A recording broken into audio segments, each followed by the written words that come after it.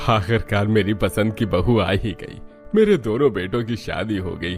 अब मनीषा तेरा नंबर है।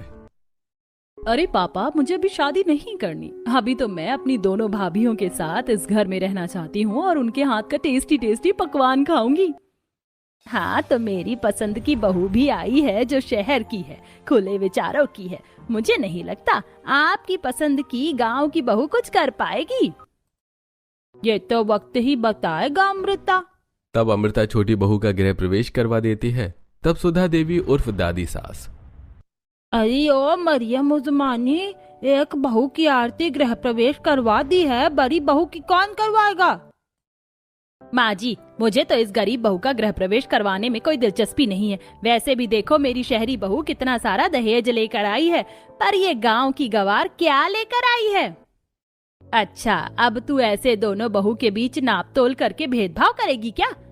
नागपाल, तू ही कुछ कह है। अमृता माँ का कहना मान सकती हो ना। चलो चुपचाप चंचल बहू का भी गृह प्रवेश करो। हाँ हाँ, करती हूँ। तब सीने पर पत्थर रखकर अमृता अपनी बड़ी बहू का गृह प्रवेश करवा देती है। इसके बाद सब अपने अपने कमरे में जाकर शादी की थकावट को दूर करते हैं।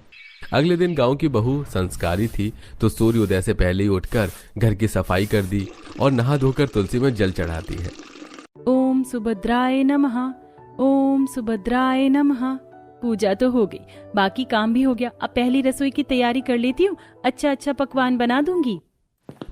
ये कहकर चंचल रसोई में खाना बनाने जाती है। इतने में बाकी लोग भी उठ जाते हैं। तब देवरानी, What is this माँ जी? मैं इस रसोई में अपनी पहली रसोई का खाना बनाऊंगी? नो वे, यहाँ पर तो कोई इलेक्ट्रॉनिक अप्लायंसेस भी नहीं है और ये किचन मॉडर्न भी नहीं है। प्लीज आप इसको थोड़ा रेनोवेट करवाइए।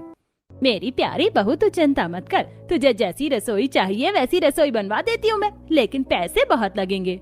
निशान डार्लिंग, अब तुम ही कुछ करो। अरे ओके ओके, मेरी सैलरी 5 लाख है। अपनी वाइफ के लिए मैं इतना तो करवा ही सकता हूँ। माँ, मैं दोनों भाभी के हाथ का पकवान खाने के लिए बहुत एक्साइटेड थी। अब ये काम तो कल ही खत्म हो पाएगा, तो क्या पहली रसोई कल होगी दोनों की? जब तक क्या खाएं? आज तू सबके लिए खाना बना दे, कल से तेरी दोनों भाभी करेंगी। ओहो, ये तो उल्टा ही हो गया। मुझे उनके हाथ का पकवान खाना था, अब सबसे पहले वो मेरे हाथ का पकवान खाएंगी।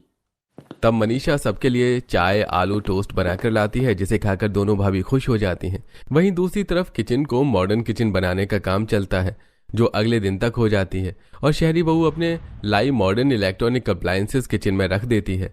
जैसे ही गांव की बहू रसोई में घुसती है, तब देवरानी,